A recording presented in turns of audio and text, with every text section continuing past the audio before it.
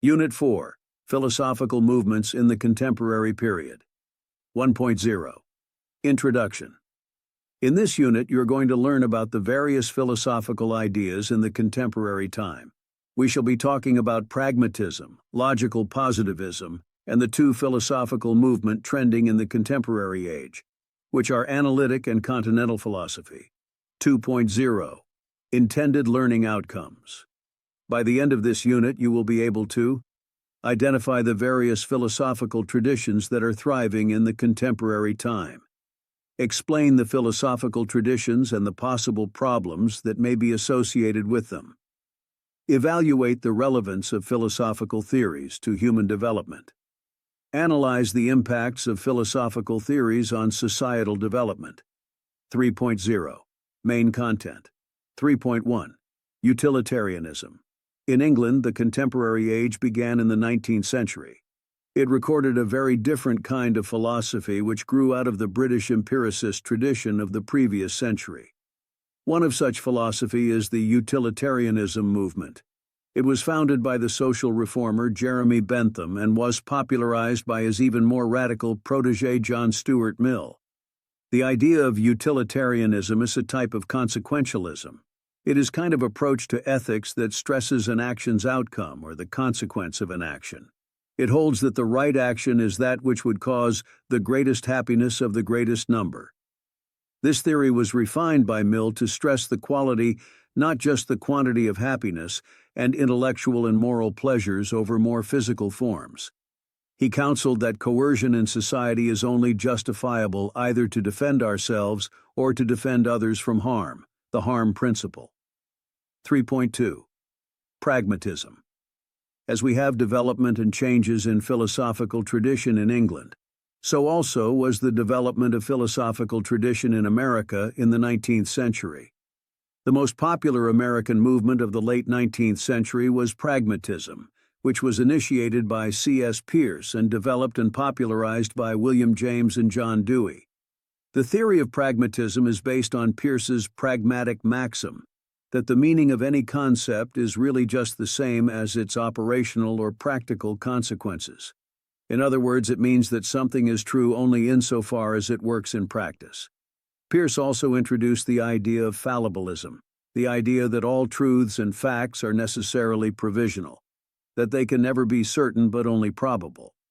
Furthermore, William James extended the idea of pragmatism to serve as a method for analyzing philosophic problems and as a theory of truth. On the other hand, John Dewey's presented his own pragmatism as instrumentalism. His idea of instrumentalism simply stands for the methodological view that concepts and theories are merely useful instruments, best measured by how effective they are in explaining and predicting phenomena, and not by whether they are true or false. He also contributed significantly to the development of philosophy of education and to modern progressive education, particularly what he called learning by doing. 3.3. Logical positivism. European philosophy was not limited to the German idealists in the contemporary period. There was the French sociologist and philosopher Auguste Comte, who founded the influential Positivism movement around the belief that the only authentic knowledge was scientific knowledge, based on actual sense experience and strict application of the scientific method. Comte saw this as the final phase in the evolution of humanity, and even constructed a non-theistic, pseudo-mystical, positive religion around the idea. The logical positivism, which developed from Auguste Comte's positivism, campaigned for a systematic reduction of all human knowledge down to logical and scientific foundations, and claimed that a statement can be meaningful only if it is either purely formal, especially mathematics and logic, or if it is capable of empirical verification. The school grew from the discussions of the so-called Vienna Circle in the early 20th century. The members of this group include the following philosophers, among others: Maurits Schlick, Otto Neurath, Hans Hahn, Rudolf Carnap, and Ludwig Wittgenstein, whose work Tractatus, published in 1921, was a text of great importance for the group. Tractatus was the picture theory of meaning, which asserted that thoughts, as expressed in language, picture the facts of the world, and that the structure of language is also determined by the structure of reality. In the 1930s, A.J. Ayer was largely responsible for the spread of this philosophical movement to Britain, even as its influence was already waning in Europe. The philosophy of Søren Kierkegaard was also highly influential in the contemporary period. Having trained in Hegel's philosophy and not impressed by it, his philosophy could be a direct reaction against Hegel. He was an extremely religious man, despite his attacks on the Danish state church. But his analysis of the way in which human freedom tends to lead to angst, dread, the call of the infinite, and eventually to despair, was highly influential on later existentialists like Heidegger and Jean-Paul Sartre. 3.4.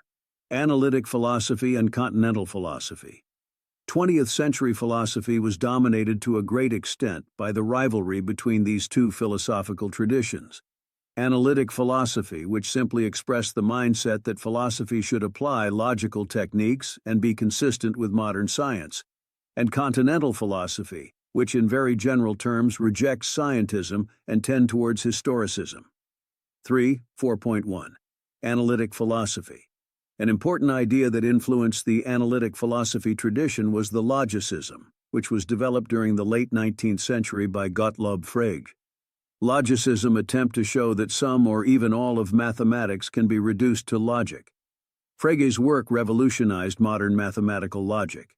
This idea was championed by Bertrand Russell and Alfred North Whitehead in the early 20th century. They both wrote a book titled Principia Mathematica, a groundbreaking and monumental book that was a particularly important milestone. Both Russell and Whitehead went on to develop other philosophies. Russell's work was mainly in philosophy of language and the theory of logical atomism. Whitehead developed a metaphysical approach known as process philosophy, which posited ever-changing subjective forms to complement Plato's eternal forms. Some other important philosophers in the analytic philosophy includes W.V.O. Quine, Gilbert Ryle, and in the early 20th century we have G.E. Moore, a contemporary of Russell at Cambridge University. Moore's 1903 Principia Ethica has become one of the standard texts of modern ethics and meta-ethics. The work inspired the movement away from ethical naturalism, the belief that there exist moral properties which we can know empirically, and that can be reduced to entirely non-ethical or natural properties such as needs, wants, or pleasures, and towards ethical non-naturalism, the belief that there are no such moral properties. He pointed out that the term good, for instance, is in fact indefinable, because it lacks natural properties in the way that the terms blue, smooth, etc. have them. 3.4. 2. Continental philosophy. 3.4.2.1. Phenomenology. On the continental philosophy side, an important figure in the early 20th century was the German Edmund Husserl. He was the founder of phenomenology, a great and very influential movement of the century. Husserl developed the idea, parts of which date back to Descartes and even Plato, that what we call reality really consists of objects and events, phenomena, as they are perceived or understood in the human consciousness, and not of anything independent of human consciousness, which may or may not exist. Thus, we can effectively ignore sensory data and deal only with the intentional content that is the mind's built-in mental description of external reality, which allows us to perceive aspects of the real world outside. 3.4.2.2. Existentialism. Martin Heidegger, a formal pupil of Husserl, attempted a decline of his master's philosophy, phenomenology, in his own philosophy. In his work titled Being and Time of 1927, Heidegger explained how Husserl's view of man as a subject confronted by and reacting to objects broke down in certain circumstances, and how the existence of objects only has any real significance and meaning within a whole social context, what Heidegger called being in the world. Heidegger argued that existence was inextricably linked with time, and that being is just an ongoing process of becoming. This line of thinking led him to speculate that we can only avoid what he called inauthentic lives, and the anxiety which inevitably goes with such lives, by accepting how things are in the real world and responding to situations in an individualistic way. In his later work, Heidegger went so far as to assert that we have essentially come to the end of philosophy, having tried out and discarded all the possible permutations of philosophical thought. Jean-Paul Sartre, along with his French contemporaries, Albert Camus, Maurice Merleau-Ponty, and Simone de Beauvoir, was considered the main figurehead of the existentialist movement. Sartre, a confirmed atheist and a committed Marxist and communist for most of his life, adapted and extended the work of Kierkegaard, Nietzsche, Husserl, and Heidegger, and concluded that existence is prior to essence. This is because of his belief that humans are thrust into an unfeeling, godless universe against our will, and that we must then establish meaning for our lives by what we do and how we act. To Sartre, we always have choices, and therefore freedom, and that while this freedom is empowering, it also brings with it moral responsibility and an existential dread, or angst. According to Sartre, genuine human dignity can only be achieved by our active acceptance of this angst and despair. In addition to existentialism, three main philosophical schools dominated continental philosophy in the second half of the 20th century. One of the three schools is structuralism, which is the broad belief that all human activity and its products, even perception and thought itself, are constructed and not natural, and that everything has meaning only through the language system in which we operate. The second school is the post-structuralism, which is a reaction to the first school, structuralism. This second school, post-structuralism, stresses the culture and society of the reader over that of the author. The third school is called postmodernism. It is an even less well-defined field, marked by a kind of pick-and-mix openness to a variety of different meanings and authorities from unexpected places, as well as a willingness to borrow unashamedly from previous movements or traditions. Michel Foucault, the French radical philosopher, has been associated with all of these movements. Much of his work are on language, and among other things, he has looked at how certain underlying conditions of truth have constituted what was acceptable at different times in history, and how the body and sexuality are cultural constructs rather than natural phenomena. Although sometimes criticized for his lax standards of scholarship, his ideas are nevertheless frequently cited in a wide variety of different disciplines. Last but not the least that should also be mentioned is deconstructionism, often called just deconstruction. This is a method that focuses on literary criticism that questions traditional assumptions about certainty, identity, and truth, and looks for the underlying assumptions, both unspoken and implicit, as well as the ideas and frameworks that form the basis for thought and belief. The method was developed by the Frenchman Jacques Derrida, who is also credited as a major figure in post-structuralism. His work is highly cerebral and self-consciously difficult, and he has been repeatedly accused of pseudo-philosophy and sophistry. 4.0. Conclusion. The unit examined some of the most influential philosophical groups or movement that dominates the philosophical discourse in the 19th and 20th century.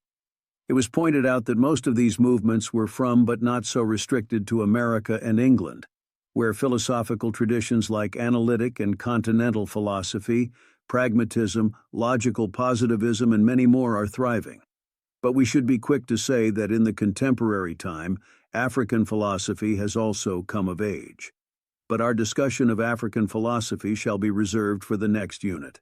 5.0 Summary.